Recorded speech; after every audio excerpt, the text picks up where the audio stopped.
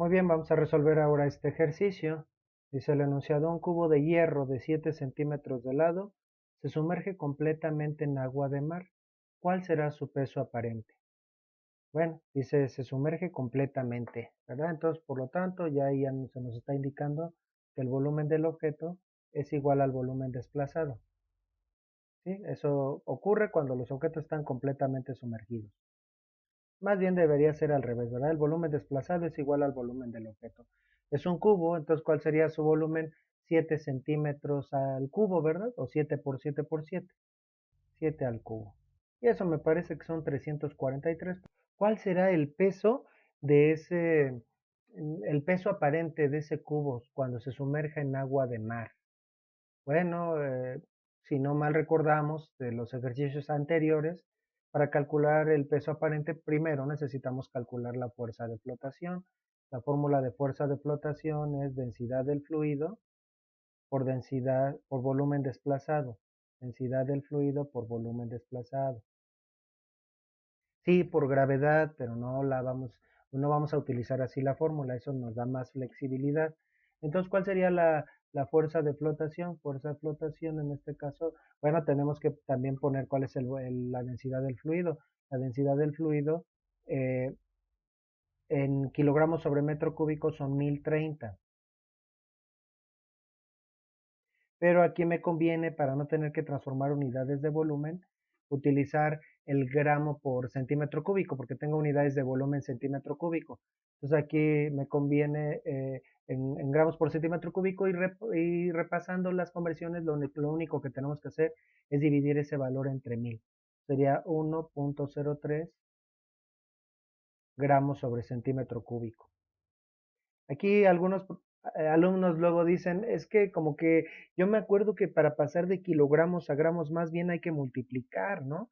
Bueno, es que eso sería si quisiéramos convertir 1030 kilogramos a gramos, pero tomemos en cuenta que son dos unidades las que estoy convirtiendo. Entonces hay que repasar bien eh, eh, cuándo se divide y cuándo se multiplica entre 1000, ¿no? Entonces ahora sí calculamos la fuerza de flotación, porque ya sabemos que en la fórmula de peso aparente que es peso menos fuerza de flotación, pues voy a necesitar la fuerza de flotación, ¿verdad? Entonces, el peso aparente, perdón, la fuerza de flotación sería igual a densidad del fluido 1.03 gramos por centímetro cúbico por volumen desplazado por 343 centímetros cúbicos.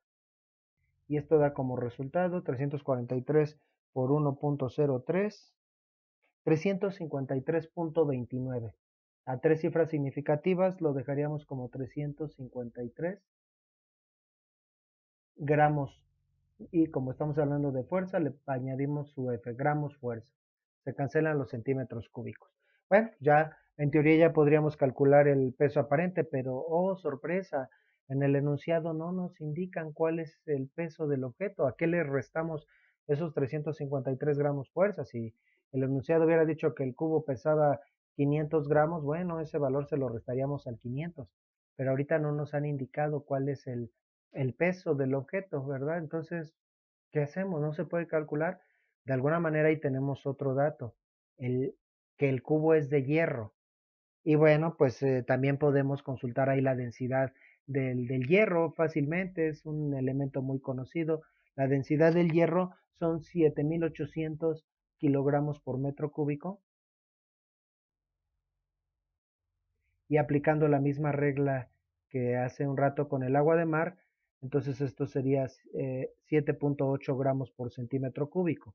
Entonces, bueno, de alguna manera, con los datos que tenemos, podemos calcular también el peso del cubo de hierro. Entonces, ¿cuál sería el peso? Pues peso es masa por gravedad, pero no tenemos la masa, ¿no? Pero recordando, la densidad es el puente entre masa y volumen. Si conocemos la densidad, a partir del volumen puedo calcular la masa y a partir de la masa puedo calcular el volumen. Entonces despejaríamos de la fórmula. Entonces, de la fórmula de densidad, que densidad es masa sobre volumen, pues despejamos la masa, ¿verdad? En este caso hay que distinguir porque tengo densidades, la del objeto y la del fluido. Entonces vamos a ponerle subíndice, masa del objeto entre volumen del objeto. Entonces si de aquí despejamos, la masa del objeto sería igual a densidad del objeto por volumen del objeto. Y si queremos calcular la gravedad, luego a su vez, el peso es masa por gravedad, esto lo tendríamos que multiplicar por gravedad. Pero si en la fórmula de fuerza de flotación no utilizamos la gravedad, tenemos que ser consistentes. Y también vamos a considerar, solo por este tema, vamos a cometer un sacrilegio. Vamos a considerar que el peso es densidad por volumen. En realidad ese producto, densidad por volumen, nos da la masa. Pues aquí tendríamos que ponerle, bueno, esto tendría que ir multiplicado por la gravedad. Pero así como no la utilizamos en fuerza de flotación, no la utilizamos aquí en peso. ¿Cuál sería la diferencia? Que el peso lo manejaríamos sin utilizar la gravedad en gramos fuerza o en kilogramos fuerza. Si ponemos la gravedad, entonces el resultado quedaría en newtons. Pero como ya explicamos cuando explicamos en la fórmula de fuerza de flotación por qué no utilizamos la gravedad, aquí también tenemos la misma situación. No ponerle la gravedad nos da más flexibilidad. ¿Sí? Puedo ya utilizar diferentes unidades de volumen y de densidad. Si le pongo la gravedad, eso me limita a solo unas unidades de densidad y unas unidades de volumen, y luego las conversiones son un poco complicadas o luego generan confusión. Pues por eso así vamos a manejar la fórmula. Está mal, ¿eh? Pero bueno, así nos vamos a dar ese permiso. Entonces, ¿a qué sería igual el peso? Es hasta razonable, ¿no? ¿Qué significa que la densidad del hierro sea 7.8 gramos por centímetro cúbico? Que un centímetro cúbico de hierro tiene una masa de 7.8 gramos, un centímetro cúbico. ¿Cuántos gramos tendría ese bloque de 343 centímetros cúbicos? Pues es el producto, 343 por 7.8. Entonces, las expresiones se parecen mucho. Si multiplico la densidad del objeto por el volumen del objeto, obtengo el peso. Y si multiplico la densidad del fluido por el volumen desplazado, obtengo la fuerza de flotación. En este caso, el peso del objeto sería 7.8 por 343, serían 2675.4. 2600, como el valor anterior llegó a las unidades, así dejamos 2675 gramos fuerza. Pues sin necesidad de tener aquí a nuestro alrededor un cubo de hierro, podemos saber cuánto pesaría un cubo de 7 centímetros de lado. Un poco más de 2,5 kilos. Bueno, pues ahora sí ya podemos calcular el peso aparente. El peso aparente sería igual a peso, los 2675 gramos fuerza que pesa el cubo de hierro, menos la fuerza de flotación que genera el agua de mar, menos 353 gramos fuerza. Y la diferencia serían 2675 menos 353, 2322 gramos fuerza. Ese sería el resultado. Y el sentido es el mismo. Todo esto quiere decir que ese cubo fuera del agua de mar pesaría 2675 gramos. Cuando lo sumerjo por completo en el agua de mar, se reduciría su peso. Bueno, lo que experimentaría la persona que lo está cargando a 2322 gramos fuerza. Ese es el resultado de este ejercicio. Ahora vamos a resolver uno un poco más rápido, ¿verdad? Ahorita hice muchas explicaciones. Es igualito que el anterior, pero ya para hacerlo de una manera más directa. Entonces dice el ejercicio, un bloque de 12 por 8 por 6 centímetros de grafito se sumerge por completo en glicerina. ¿Cuál será su peso aparente? Aquí me faltó el signo de interrogación que cierra. ¿Cuál será su peso aparente? Y ahora ya lo podemos hacer más directamente, ¿no? Primero calculamos el objeto, el volumen del objeto, que a su vez sería igual al volumen desplazado porque está completamente sumergido. Y entonces serían 12 por 5 por 6, 12 centímetros, perdón, por 8 centímetros, por 6 centímetros. El resultado serían 12 por 8 por 6, 576 centímetros cúbicos. ¿Qué más necesitamos? Necesitaríamos consultar en una tabla de densidades la densidad tanto del bloque como del fluido en el que está inmerso. La densidad del grafito En este caso es la densidad del objeto. La densidad del grafito es 2250 kilogramos por metro cúbico. Y la densidad de la glicerina es 1260 kilogramos por metro cúbico. Bueno, tendríamos que pasar esto a gramos por centímetro cúbico, dividiendo entre 1000. La densidad del grafito serían 2.25 gramos por centímetro cúbico. La densidad de la glicerina sería 1.26 gramos por centímetro cúbico. Muy bien, entonces ahora sí ya, vamos a calcularlo al revés. Primero calculamos el peso. Recordando, peso es densidad del objeto por volumen del objeto. Fuerza de flotación, densidad del fluido por volumen desplazado. En este caso son iguales, pero no siempre son iguales esos volúmenes. Entonces, peso del objeto, densidad del objeto, el objeto está hecho de glicerina, 2.25 gramos por centímetro cúbico, por volumen del objeto, 576 centímetros cúbicos. Y la fuerza de flotación sería densidad del fluido, 1.26, ya lo hacemos un poco más directo y rápido, gramos por centímetro cúbico, por el volumen desplazado, 576 centímetros cúbicos también. ¿Y a qué serían iguales los resultados? Bueno, 2.25 por 576, el primer resultado es 1296 gramos, fuerza, se cancelan los centímetros cúbicos en ambos casos, y el segundo resultado sería 725.76, 726 gramos fuerza. Muy bien, entonces ya calculamos el peso aparente, ya ahora sí de manera más directa, al peso le vamos a restar la fuerza de flotación, la diferencia sería igual al peso aparente. Más rápido, ¿verdad? 1296 menos 726. El resultado son 576 gramos fuerza. Ese bloque de grafito pesaría 1296 gramos fuerza fuera de la glicerina y pesaría solo 576 gramos fuerza dentro de la glicerina. Y este sería el resultado del ejercicio. Bueno, ya con eso terminamos estos dos ejercicios, pero la verdad es que estos ejercicios tienen un doble propósito: establecer un segundo criterio de flotabilidad. Ya teníamos un primer criterio de flotabilidad, que lo vimos hace algunos videos, que consiste en comparar la fuerza de flotación y el peso. Si la fuerza de flotación es mayor que el peso, el objeto flota. Si el peso es mayor que la fuerza de flotación, se hunde, y si son iguales, permanece en equilibrio. Pero también se puede establecer un criterio a partir de las densidades. Por favor, nota que en ambos ejercicios la densidad del objeto es mayor que la densidad del fluido. En ambos casos. En el primer ejercicio trabajamos con hierro, con un objeto de hierro sumergido en agua de mar. El hierro tiene una densidad mayor que la del agua de mar. Y por otro lado, la glicerina, perdón, el grafito es más denso que la glicerina. Aquí lo podemos ver, el grafito tiene una densidad mayor que la glicerina. ¿Qué hubiera pasado si en ambos casos, o en cualquiera de los dos casos, la densidad del objeto fuera menor que la densidad del agua de mar? Vamos a considerar que en ambos casos la densidad fuera 0.5, más o menos como la densidad del pino o de algunos tipos de madera, 0.5 gramos por centímetro cúbico. Como notamos, en ambos casos estoy multiplicando por el mismo volumen.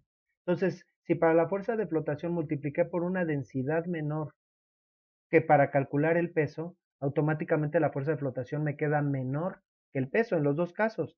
Aquí nada más que lo puse al revés. Fuerza de flotación una densidad menor que el peso, que para calcular el peso, el volumen es el mismo, por lo tanto el peso queda mayor que la fuerza de flotación. Pero si aquí en lugar de este 7.8 hubiera utilizado un 0.5 gramos por centímetro cúbico, entonces ahí el resultado, no importa cuánto sea, pero estoy multiplicando por el mismo volumen, pero sería menor que la fuerza de flotación. La fuerza de flotación mayor que el peso, ¿qué significaría? Que flota, ¿verdad? Igual en el segundo caso, si aquí multiplico por 0.5 para calcular el peso, y en el otro caso, para la fuerza de flotación multiplico por 1.26, entonces en ese caso la fuerza de flotación quedaría mayor que el peso. Entonces de aquí podemos, y bueno, y finalmente, y si el objeto tuviera la misma densidad que el fluido, entonces pues automáticamente ambos valores serían iguales. Y con base en eso podemos establecer un nuevo criterio de flotabilidad, ¿verdad? Entonces vamos a poner aquí si se cumple que si la densidad del objeto es mayor que la densidad, aquí podríamos poner como enunciado segundo criterio de flotabilidad. Entonces, si la densidad del objeto es mayor que la densidad del fluido, siempre que se cumpla eso, cuando el objeto está completamente sumergido, la fuerza de flotación, más bien el peso va a ser mayor que la fuerza de flotación y por lo tanto, o entonces, el objeto, en este caso, se hunde. Y por eso, pues el hierro, unos clavos se hunden en el agua porque son más densos. Y si el unicel flota en el agua, eso quiere decir que el unicel, simple y sencillamente por el hecho de estar flotando en agua, es menos denso que el agua. Si la densidad del fluido es mayor que la densidad del objeto, ¿verdad? Como la madera en agua, si la densidad del fluido sí es mayor con madera en agua o madera en benceno, entonces siempre que se cumple eso, cuando el objeto esté completamente sumergido, la fuerza de flotación va a ser mayor que el peso y por lo tanto el objeto flota. Y finalmente, si ambas densidades son iguales, entonces el objeto permanece en equilibrio. A una misma profundidad podríamos añadir, ¿verdad? Permanece en equilibrio. Entonces tenemos ese segundo criterio de flotabilidad. Bueno, esto también lo podríamos explicar de una manera analítica, pero llegaríamos a la misma conclusión. Bueno, pues la forma más, digamos, elegante, más formal, pero pues tal vez más confusa de llegar a esa misma conclusión sería la siguiente. Entonces esta deducción pues la vamos a hacer para eh, otra vez determinar el criterio de flotabilidad dependiendo de la densidad y para esto vamos a considerar a un cuerpo que está completamente sumergido. ¿Sí? Entonces un cuerpo que está completamente sumergido, ¿qué condición se cumple en los cuerpos completamente sumergidos? Bueno, solo en ese caso es cuando consideramos que el volumen del objeto es igual al volumen desplazado. Sí, como si sumergiéramos por completo al cuerpo y después lo soltamos para que analicemos qué pasa con él, si flota o se hunde o se queda en esa posición, ¿verdad? Bueno, también vamos a utilizar nuestras fórmulas de fuerza de flotación y peso a partir de la densidad. La fuerza de flotación, ¿verdad? Es igual a la densidad del fluido por el volumen desplazado. Y el peso es igual a la densidad del objeto por el volumen del objeto, como vimos en los ejercicios anteriores. Ambas fórmulas están incompletas, así las hemos manejado por practicidad y en ambas tendría que multiplicar por la gravedad. Bueno, lo voy a indicar aquí con letra roja y la verdad es que vamos a ver que llegamos a la misma expresión considerando o sin considerar la gravedad. Si vamos a considerar la gravedad, la tenemos que considerar en ambas fórmulas. Si no la vamos a considerar, pues en ninguna de las dos fórmulas, ¿verdad? Entonces ahora lo que vamos a hacer es de ambas expresiones despejar los respectivos volúmenes. Entonces vamos a llamar esta la ecuación 1 y esta la ecuación 2. Entonces vamos a hacer lo siguiente, despejando o despejar de la ecuación 1, BD, o sea, los volúmenes, y de 2 vamos a despejar BO. ¿Y qué tendríamos? Bueno, la verdad es que sería un despeje pues no es prácticamente un despeje en un paso. Estos dos factores que están multiplicando pasan dividiendo del lado izquierdo o simple y sencillamente dividiendo ambos miembros entre densidad y gravedad y dándole de una vez la vuelta a la igualdad, tendríamos que el volumen desplazado de la ecuación 1 sería igual a fuerza de flotación entre densidad del fluido y la gravedad. Bueno, esta es de la ecuación 1, entonces le llamamos ecuación 1', para que recordemos de dónde salió. Y el volumen del objeto, despejándolo de la ecuación 2, el procedimiento sería muy parecido, será igual a peso del objeto entre densidad del objeto por gravedad. Esta es la ecuación 2'. Tomando en cuenta que ambos volúmenes son iguales porque estamos considerando un objeto completamente sumergido, podemos igualar 1' y 2'. Igualando 1' con 2', tendríamos que la fuerza de flotación entre densidad del fluido y entre gravedad sería igual a el peso del objeto entre la densidad del objeto y la gravedad. Aquí es donde notamos que si hubiéramos utilizado las fórmulas sin la gravedad, bueno, no tendríamos las dos gravedades del denominador, pero aquí notamos que era indistinto utilizarlas o no utilizarlas. Esta gravedad, supongamos que la pasamos multiplicando del lado derecho, se cancela, o multiplicando por gravedad ambos miembros, bueno, a fin de cuentas se van a desaparecer, entonces esto quedaría o se podría expresar como fuerza de flotación entre densidad del fluido es igual a el peso del objeto entre la densidad del objeto, ¿verdad? Y finalmente de esa expresión vamos a despejar esta fórmula, que la verdad no es que vayamos a utilizar esta fórmula. Esta fórmula nos sirve para que de ahí analicemos ese criterio de flotabilidad. Entonces esta densidad del fluido que está dividiendo pasa multiplicando, entonces quedaría densidad del fluido por peso del objeto entre densidad del objeto, pero podemos agrupar los términos de la siguiente manera: densidad del fluido entre densidad del objeto por el peso del objeto, ¿verdad? Y aquí es donde podemos llegar a la misma conclusión que habíamos visto a través de un ejercicio y tal vez de una manera un poquito más sencilla. ¿Qué pasa si la densidad del fluido, si la densidad del fluido es mayor que la densidad del objeto, ¿verdad? Entonces, el cociente densidad del fluido entre densidad del objeto sería, ¿a qué sería igual? Y aquí la respuesta a la que me refiero es, sería mayor, igual o menor que 1. Estamos considerando que el numerador es más grande que el denominador.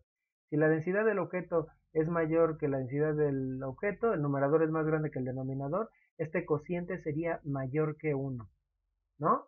Entonces, estaría, para sacar la fuerza de flotación, estaríamos multiplicando el peso por algo mayor que 1.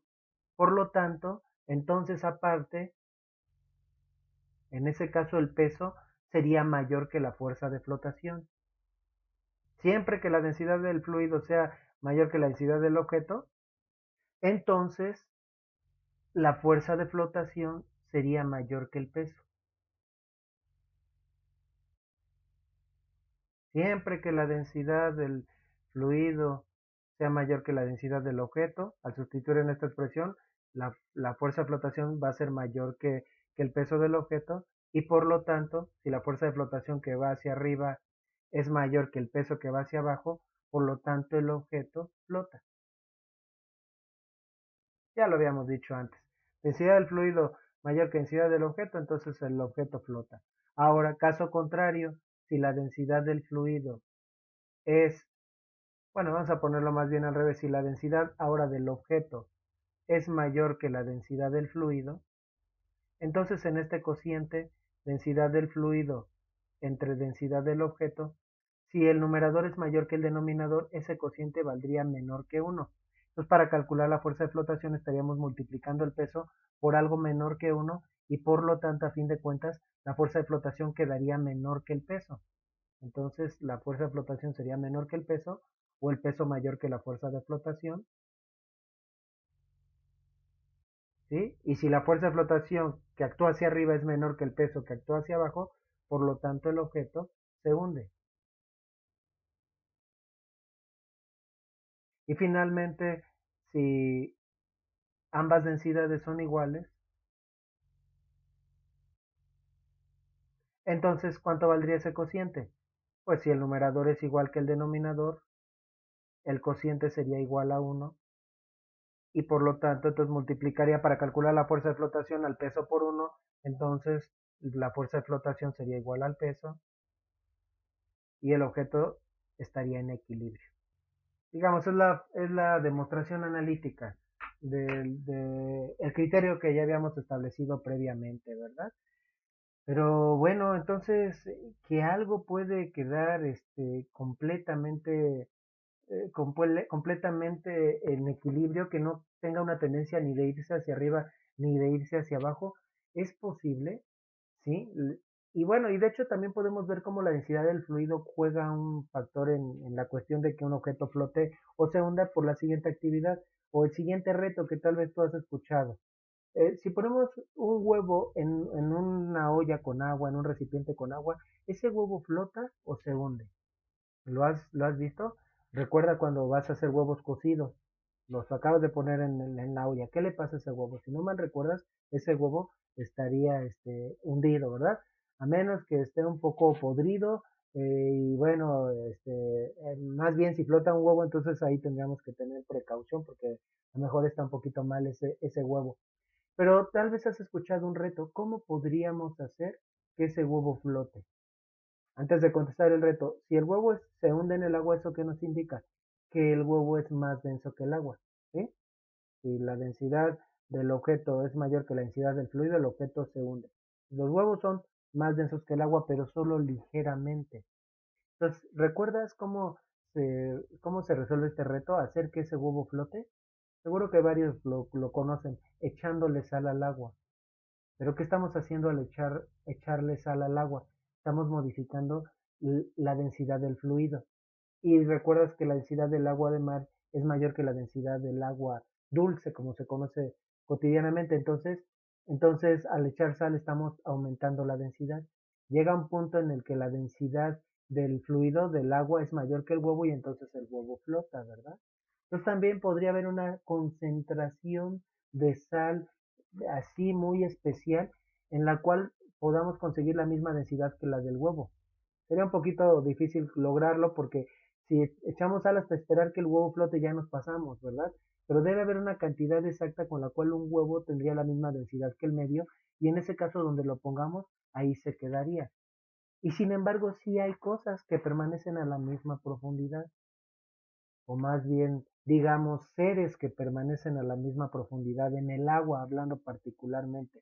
Así que no es algo tan imposible, que son los peces, ¿verdad? Entonces, ¿y cómo consiguen los peces permanecer a la misma profundidad? Por un órgano que tienen que se conoce como la vejiga natatoria. Tú podrías investigar más detalles acerca de sus características, junto a qué órganos está y cosas por el estilo. Pero desde el punto de vista de la física, vamos a considerar que los peces en su interior tienen un pequeño globo que pueden inflar, obviamente de manera inconsciente, ¿verdad? De tal manera que los peces cuando quieren ir hacia arriba, cuando se quieren hundir, no necesitan aletear, sino modificar la condición de su vejiga natatoria, ¿sí? Entonces, hay dos posibilidades, que la vejiga natatoria se llene con aire o con agua y entonces en un caso sería contraria a la explicación a la que voy a mencionar. Consideremos que la vejiga natatoria se llena con aire. Entonces, en ese caso, ¿qué pasaría? Bueno, ¿qué pasaría? Así como que intuitivamente, ¿qué dirías tú que va a pasar con el pez? ¿Tendería a irse hacia arriba o tendería a hundirse si infla la vejiga natatoria? Como que el sentido común nos indica que se iría hacia arriba, pero sí, efectivamente eso pasaría, pero ¿por qué? Bueno, cuando los peces inflan su vejiga natatoria, aumentan, pero ligeramente su volumen. No confundir, por ejemplo, con un pez globo que se puede inflar muchísimo, no. No se nota, no se nota esa variación, pero cuando inflan su vejiga natatoria, los peces se ponen un poquito más gorditos. En otras palabras, aumentan el volumen. Y aquí lo podemos ver en dos sentidos. Si aumentan el volumen desplazado, ¿qué fuerza aumentaría? El peso no lo pueden modificar, lo que modificarían sería la fuerza de flotación. Entre mayor sea el volumen desplazado, es mayor la fuerza de flotación. Entonces aumenta la fuerza de flotación, le gana el peso y va para arriba. Si descifran la vejiga natatoria, entonces ahora disminuyen el volumen desplazado, entonces disminuyen la fuerza de flotación y el peso gana va para abajo y pueden regular la vejiga natatoria de tal manera que no tengan ni la tendencia de flotar ni de hundirse, ¿verdad? Bueno, de hecho es probable que a los peces se les tape su vejiga natatoria. Habría que preguntarle ahí a un veterinario, ¿verdad? A un biólogo, qué factores pueden hacer que se les obstruya su vejiga natatoria y puede quedar inflada o desinflada. Y tal vez tú has visto esa condición, si tienes peces, tienes un acuario, luego los niños utilizan la expresión, mira ese pez nada chistoso. Y pueden pasar dos cosas, que un pez se ve como que aletea para subir, ascender, deja de aletear y se hunde. Entonces, pobre pez está esforzándose por subir, pero se hunde. Tal vez su vejiga natatoria quedó taponeada cuando estaba desinflada. Eh, o por otro lado, puedes ver que un pez aletea para hundirse, pero deja de aletear y se va hacia arriba. Entonces, se pudo haber quedado su vejiga natatoria tapada cuando estaba inflada, ¿verdad? Entonces, es vital y si permanece así su vejiga natatoria, los peces definitivamente pueden morir. Ahora, si los peces llenan su vejiga natatoria más bien con agua, entonces sería lo contrario. La llenarían con agua para hundirse y la vaciarían de agua para ascender. Parece que pueden ser las dos circunstancias, pero ahí te dejo de tarea que investigues qué hacen los peces con la vejiga natatoria. ¿La llenan de aire o la llenan o de oxígeno o la llenan de agua? Bueno, hay ese sí es un invento humano que también tiene esa tendencia de quedarse a la misma profundidad. ¿De qué estamos hablando? Los submarinos. Pero los submarinos no pueden aumentar su volumen, no pueden hincharse, ¿verdad? Entonces, más bien, bueno, y por cierto, se me olvidaba decir, en el caso de los peces, si lo vemos en términos de densidad, ¿sí? Tomando en cuenta que en la densidad el volumen está en el denominador, si el volumen aumenta, o sea, cuando se incrementa la vejiga, cuando se infla la vejiga natatoria, si el volumen aumenta, la densidad disminuye. Y si el volumen disminuye, por estar en el denominador, la densidad aumenta. Entonces podemos decir en otro sentido, viéndolo de otra manera, que el pez lo que hace es variar su densidad. Si se hincha, disminuye su densidad, se hace menos denso que el líquido y entonces flota. Si se comprime, entonces aumenta su densidad, le gana la densidad del líquido y se hunde, ¿verdad? Bueno, entonces ese invento humano del que estábamos hablando, que también tiene esa capacidad, pues son los submarinos. Pero estábamos diciendo que no pueden jugar con el volumen. ¿Con qué juegan los submarinos? Con lo que juegan los submarinos es con su peso. ¿Sí? Tienen unos depósitos que pueden vaciar o llenar con agua, como unas jeringas ahí internas, pero grandes, las llenan o las vacían. Entonces, en ese caso, la fuerza de flotación ahí no cambia. En el caso de los peces, modifican la fuerza de flotación por cambios de volumen. En el caso del submarino, la fuerza de flotación permanece constante porque el volumen es constante y lo que cambia es el peso. Entonces, si quieren hundirse, llenan en los tanques, aumenta el peso y le ganan a la fuerza de flotación y se hunden. Si vacían los tanques, disminuyen el peso de tal manera que la fuerza de flotación le gana el peso y flotan. Y pueden regular el tanque para que no esté ni tan vacío ni tan lleno hasta un punto en el que permanezca a la misma profundidad, ¿verdad? Viéndolo en términos de densidad, ahora, como la masa está en el numerador, bueno, la masa está relacionada con el peso, entre mayor sea la masa, mayor es el peso. Cuando el tanque aumenta su masa, al estar en el numerador, entonces la densidad se incrementa, se hace más denso que el agua y por eso se hunde. Ahora si disminuye la masa, entonces ahora se hace menos denso, ¿verdad? Y entonces flota, es menos denso que el líquido y flota, ¿verdad? Entonces ahí tenemos dos situaciones, dos ejemplos de cuerpos que pueden permanecer a la misma profundidad, aunque es un poco raro, pero tampoco es algo que nunca se ha visto, ¿verdad? Entonces, bueno, ahí tenemos los criterios de flotabilidad y algunos ejercicios. Vamos a continuar ahora con analizando a los objetos en particular que flotan. Ya dijimos que en el caso de los objetos que flotan no podemos calcular eh, el peso aparente porque no tienen peso aparente. Entonces ya no se hace nada con los objetos que flotan. Bueno, hablemos ahora del tema de objetos flotantes todavía relacionado con el principio de Arquímedes.